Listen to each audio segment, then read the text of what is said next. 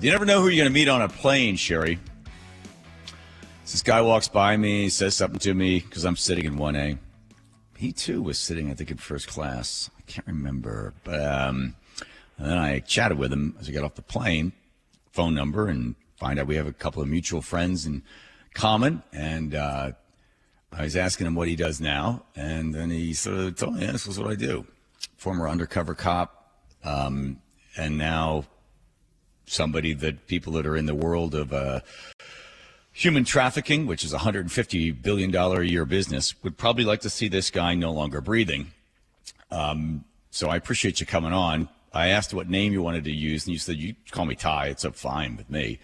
I appreciate your time. Thanks, John. Shari, how are you guys?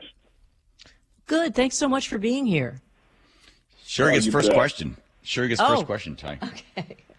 So, Ty, John has given us a little bit of an overview of the types of things that you do, and I know you can't reveal too much, but can you sort of bring us up to speed about what maybe a day in the life of Ty might be like?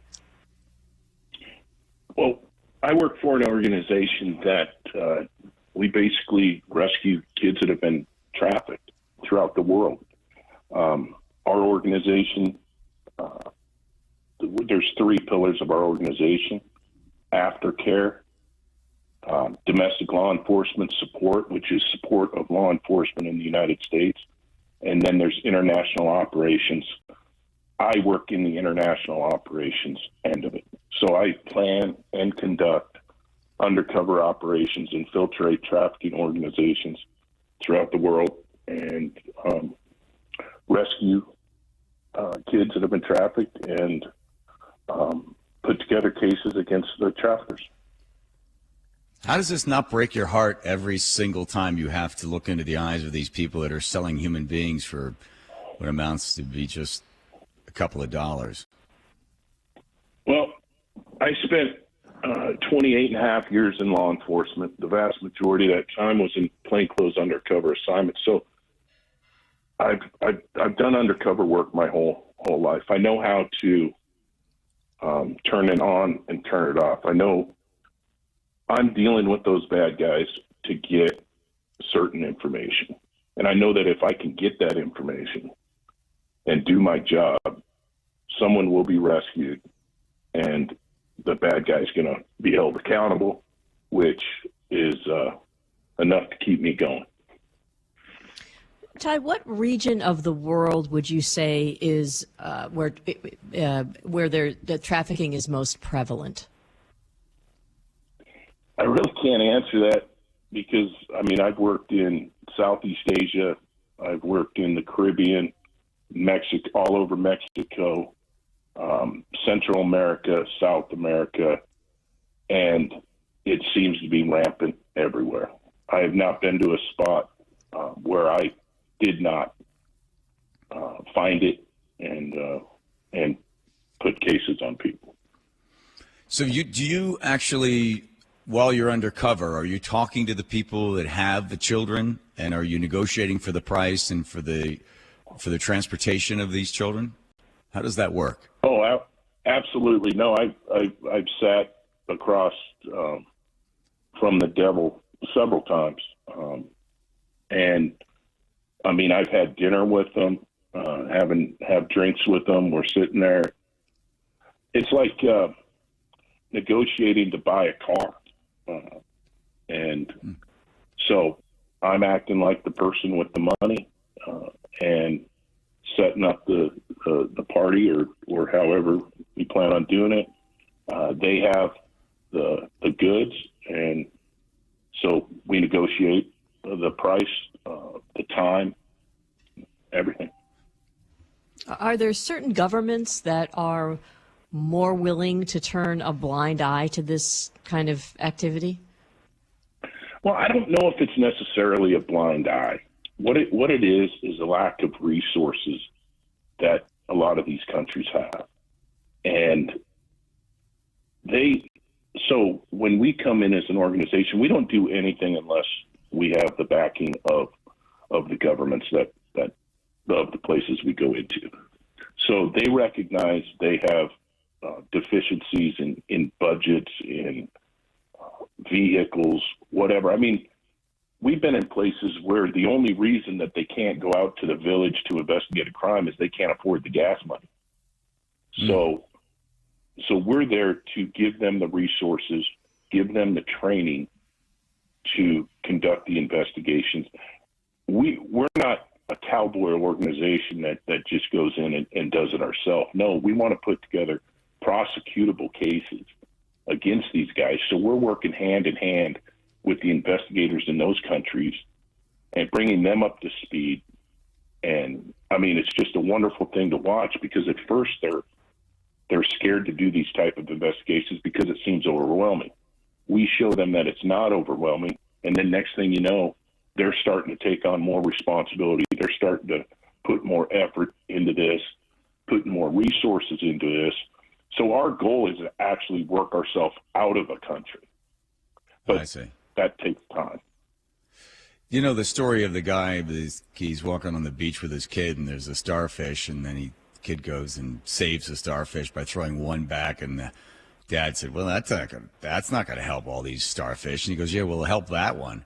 So for you save 1, 2, 3, 5, 10, but you know that right behind it there are another 1,000 of these kids that are being taken from their parents. In some cases, what I'd read, Ty, is that they will say to the parent, you know, we'll take your daughter and send her to school, give her to us, we'll give you $3 or $4 or $2 or $7, whatever the minuscule amount is. And the parents basically relieve and release the child to this stranger that's promising that girl a better life.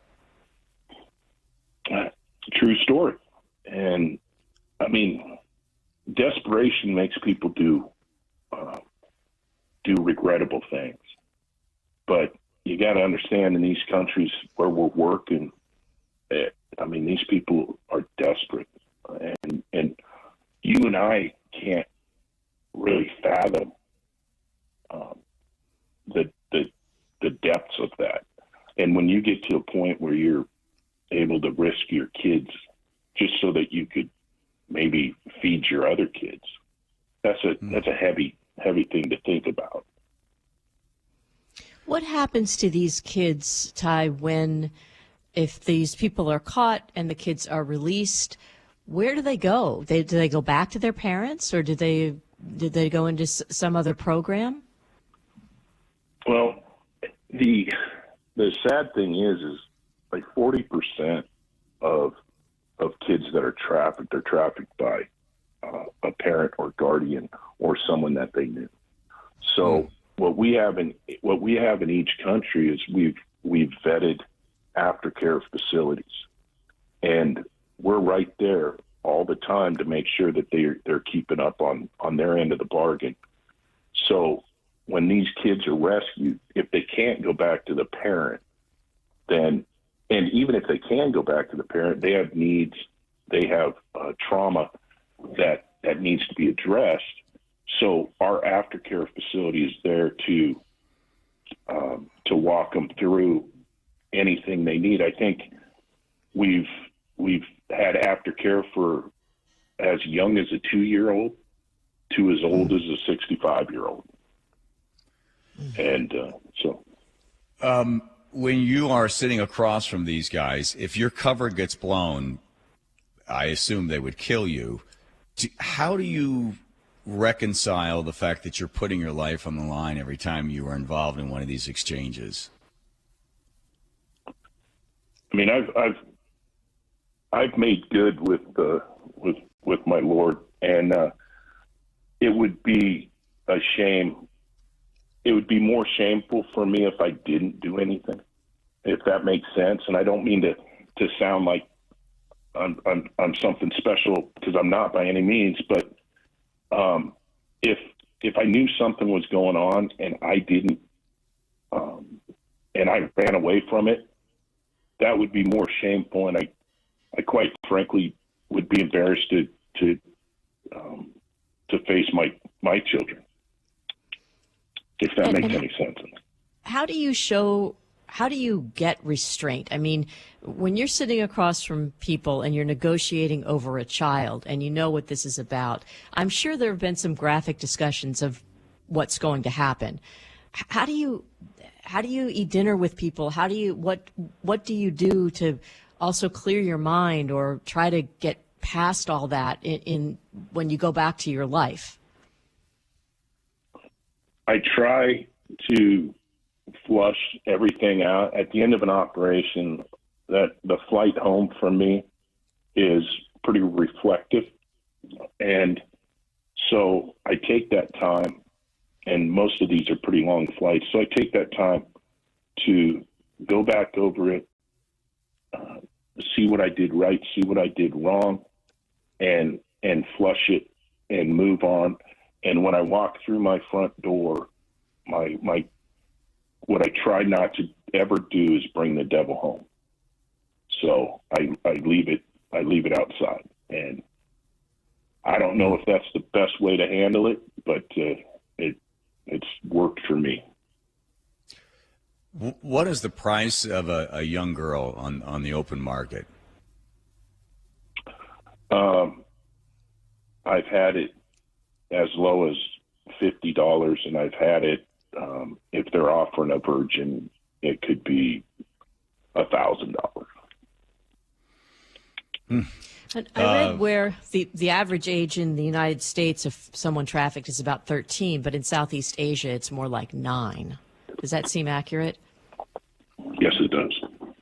And most of the consuming, if you can use that word, occurs in the United States. The majority of trafficked children for the exploitation of sex in exchange for money occurs in the United States. The biggest consumers are right here. Well, the biggest consumers are Western men, and they are. I've seen them all over the world. And when you see a 65-year-old guy walking down the street holding the hand of a young girl, it turns your stomach. And that's another one of the things I do is I try to go after the Americans that are in these different countries. But there's 49.6 million people in modern day slavery. These numbers are UN numbers. And think of that number. I mean, half of those, 49%, are in the sex industry. And then there's 22% in forced marriages, 20% are labor, and then the others are in, and we investigate these type of cases as well, the child sacrifice cases, organ harvesting, those type of things. That's still going on. Yeah. Ty, by the way, if you're just joining us, Ty, an undercover individual, I don't know what they call you, a special asset that goes into countries and tries to disrupt as best he can the exchange of one human being for a small amount of money for somebody to exploit them in the sex trafficking world. In the last few minutes we have, do you have anything you wanted to share with us before we say goodbye to you?